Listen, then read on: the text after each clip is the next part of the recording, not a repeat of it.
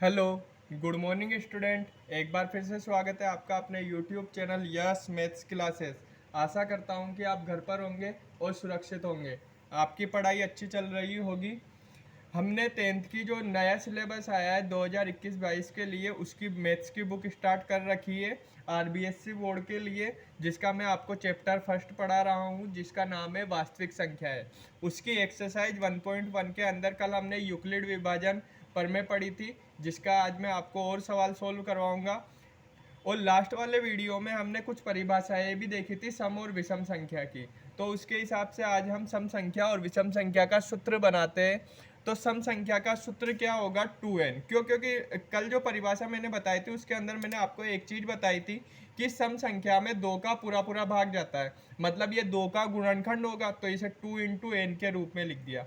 विषम संख्या में दो का पूरा पूरा भाग नहीं जाता था, इसलिए विषम संख्या का सूत्र क्या बन गया? 2n+1, मतलब इसमें कोई ना कोई शेषफल बचेगा।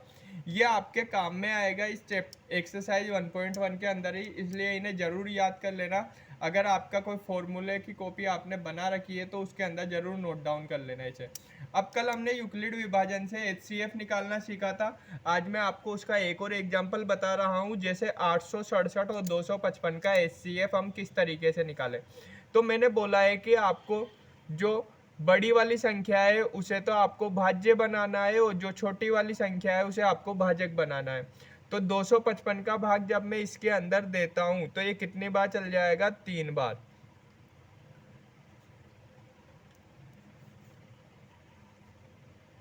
कितना आ गया? 255 तिया 765। अब इसके बाद हम यहाँ पे जैसे नॉर्मली भाग देते हैं वैसे भाग देना है आपको। तो 2 बच जाएगा, 0 आ जाएगा, 1 आ जाएगा 102 में। अब जिसे पहले भाजक बनाया था उसे अब आप क्या बना दोगे? भाज्य बना दोगे। तो 102 का भाग देंगे, 2 बार चल जाएगा, 102 दूनी 204। इसके बाद कितना शेषफल? 1, 5, यहाँ पे 0। अब 51 का भाग आपको 102 में देना है। 51 दूनी 102, मतलब जिसे आपने पहले भाजक बना रखा है उसे आगे जब शेषफल बचेगा तो उसके लिए उसे भाज्य बना देना है। तो 51 दूनी 102, जैसे ही शेषफल 0 आ जाए तो आपका क्या हो जाता है? एचसीएफ कंप्लीट हो जाता है। लेकिन यहाँ पे आपको कलन सूत्र से, कलन सूत्र क्या होता है? भाज्य बराबर भाजक इंटू भागफल प्लस शेषफल। इस सूत्र से आपको स्टेप लिखनी होती है। तो आपने जितनी बार भी भाग दिया है, 3 बार भाग दिया है, तो इसकी 3 स्टेप बन जाएगी। फर्स्ट स्टेप में भाज्य कितना था? 867। भाजक कितना है? 255। भागफल कितना है? 3। और शेषफल कितना है? 102। सेकंड वाली स्टेप के अंदर आपका भाज्य कितना है? 255। भाजक कितना है? 102। भागफल 2, और शेषफल कितना बचा था आपके पास? 51।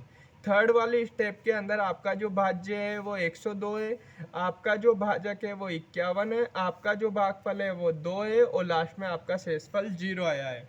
अब लास्ट में जो आपका भाजक होता है लास्ट वाली स्टेप में, वो ही आपका क्या हो जाता है? एचसीएफ। मतलब इन दोनों संख्याओं का एचसीएफ कितना आ जाएगा? 51। इसके बाद हमारा जो नेक्स्ट क्वेश्चन है उसकी बात करते हैं। क्वेश्चन नंबर 2, दर्शाइए कि कोई भी धनात्मक पूर्णांक विषम पूर्णांक 6q या 6q+3 या 6q+5 के रूप में होता है, जहां q कोई पूर्णांक है।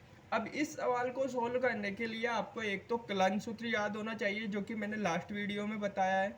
तो कलन सूत्र क्या होता है, उससे पहले हमें कुछ चीज़ इसके अंदर सोल्व करनी पड़ेगी, क्योंकि ये दर्शाइए मतलब सिद्ध करने वाला सवाल।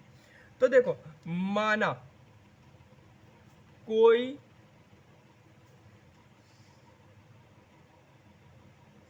संख्या x है जिसमें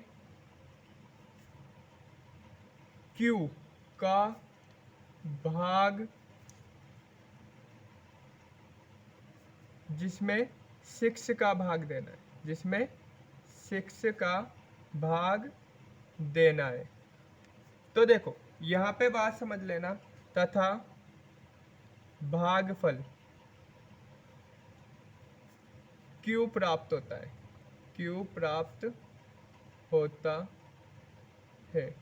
तो देखो यहाँ पे कोई संख्या हमने मानी है x, जिसके अंदर हमें 6 का भाग देना है, और हमारा जो भागफल प्राप्त होता है वो भागफल क्या प्राप्त होता है, q प्राप्त होता है। तो अब देखो जैसे अगर मैं कलन सूत्र की बात करता हूँ तो कलन सूत्र हमारा क्या कहता है, भाज्य बराबर भाजक इंटू भागफल प्लस शेषफल। तो भाज्य तो हमारे पास क्या है, एक से, हमारे पास जो भाजक है वो 6 है क्योंकि हमें 6 का भाग देना है। भागफल जो हमारे पास आ रहा है वो q है। अब जो शेषफल है, बात आती है कि ये शेषफल क्या होगा। अब देखो यहाँ पे मैं आपको एक चीज बताता हूँ, जैसे आप यहाँ पे थोड़ी सी देर के लिए सोचो कि आपको 4 में 9 का भाग देना है, तो 4 दूनी 8, 1 बच गया। तो मतलब कभी भी जो शेषफल बचता है वो हमेशा क्या होता है, भाज्य से छोटा ही बचता है। ये चीज आप जरूर याद रखना है, इसे आप फॉर्मूला बना लो, भाज्य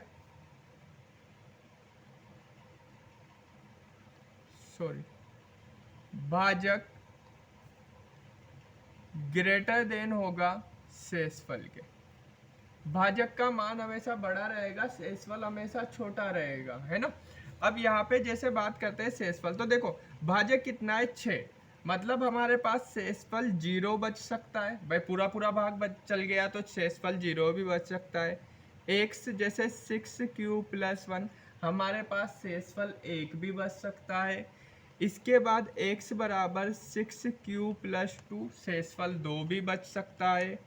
x बराबर 6q + 3, शेषफल हमारे पास 3 भी बच सकता है। x बराबर 6q + 4, हमारे पास 4 भी बच सकता है। x बराबर 6q + 5, हमारे पास 5 भी बच सकता है। अब आप ये बोलोगे कि 6 भी बच सकता है, मैं ये बोल 6 भी आ सकता है, यहाँ पे 6 नहीं आ सकता, क्योंकि मैंने क्या बोला है कि शेषफल हमेशा भाजक से छोटा ही रहेगा, क्योंकि 6 आते हैं तो फिर अपन उसका भाग एक बार और दे देंगे। भाई शेषफल यहाँ पे अगर 4 बचता तो फिर 4 का भाग 4 में और दे देते अपन, है ना। तो शेषफल हमेशा जो हमारे पास भाजक होगा उससे छोटा ही रहेगा। अब यहाँ से देखो ये 6q है, 6 क्या है, एक सम संख्या है, तो इससे जब अपन किसी भी संख्या को गुणा करेंगे तो वो सम ही आने वाली है। अब हमसे यहाँ पे जो सवाल में पूछा गया है वो विषम पूर्णांक पूछा गया है, मतलब विषम संख्या पूछी गई है। तो अगर सम संख्या में विषम अंक जोड़ते हैं, जैसे 3, कोई सम संख्या है 2, उसमें आप कोई सी भी विषम संख्या जोड़ो तो वहां पे सम और विषम का योग हमेशा विषम संख्या ही आती है। तो यहाँ पे ये तो सम है, इसमें विषम जोड़ दिया, मतलब ये विषम संख्या है। ये सम और ये विषम, ये भी विषम है, सम और विषम, ये भी विषम है। तो हमारे पास जो विषम पूर्णांक आया है, विषम पूर्णांक, वो क्या क्या निकले हैं हमारे पास, 6q + 1, 6q + 3 और 6q + 5, यही आपके आंसर हो जाएंगे। इसके बाद नेक्स्ट क्वेश्चन की बात करते हैं। क्वेश्चन नंबर 3, किसी परेड में 616 संख्याओं वाली एक सेना की टुकड़ी को 32 सदस्यों वाली एक आर्मी के बैंड के पीछे मार्च करना है। दोनों समूहों को समान संख्या वाले स्तंभों में मार्च करना है। उन स्तंभों की अधिकतम संख्या क्या है जिससे वे मार्च कर सकते हैं। तो देखो यहाँ पे इस क्वेश्चन के अंदर हमें दो संख्या दी गई है, एक तो 616, ये तो आर्मी के सदस्य है, और 32 बैंड वाले हैं। अब 32 बैंड वाले इस तरीके से व्यवस्थित हो और ये 616 सदस्य इस तरीके से व्यवस्थित हो कि वो एकदम सीध में आ जाए, मतलब उनके स्तंभ समान रहे। तो हमें कुछ भी नहीं करना, इन दोनों संख्याओं का HCF निकालना है। तो हम 616 के अंदर 32 का भाग दे देंगे, 32 एकम 32, कितना बच जाएगा 29, और 6 उतारेंगे।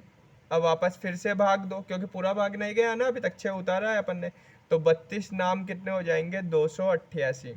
कितने बचेंगे हमारे पास, 16 में से 8 गए तो 8 बच जाएंगे। इसके बाद वापस से 32। अब देखो जो शेषफल बचता है उसके अंदर पहले जो भाजक था उसका भाग देना है, तो 8 चौक 32, ये शेषफल 0 बच गया। आपको पता है कि सूत्र के हिसाब से हमें जमानी होती है स्टेप पे, भाजक इंटू भागफल प्लस शेषफल। तो हमारे पास जो भाज्य है, पहला भाज्य 616 था, भाजक हमारे पास 32 था, भागफल हमारे पास 19 और शेषफल 8 बचा। सेकंड वाले में हमारे पास जो भाज्य था वो 32 था, भाजक हमारे पास 8 था, शेषफल भागफल 4 और शेषफल 0। तो लास्ट में जो आता है वही आपका, लास्ट में जो भाजक होता है वही आपका HCF होता है, मतलब 8। मतलब उन्हें 8 की संख्या की पंक्तियां बनानी होगी। अब उसने क्या बोला है कि स्तंभों की अधिकतम संख्या क्या होगी, है ना। तो स्तंभों की अधिकतम संख्या क्या हो जाएगी, 8 हो जाएगी। ठीक है, तो यहाँ पे ये सवाल कंप्लीट हो गया है हमारा। अगर आपको वीडियो पसंद आता है तो इस वीडियो को लाइक कर दिया कीजिए, वीडियो को सभी बच्चों को शेयर किया कीजिए। जो भी 10th के स्टूडेंट हैं उन्हें इस चैनल से जोड़ लीजिए, आपकी क्लास कंटिन्यू रहेगी। Thank you.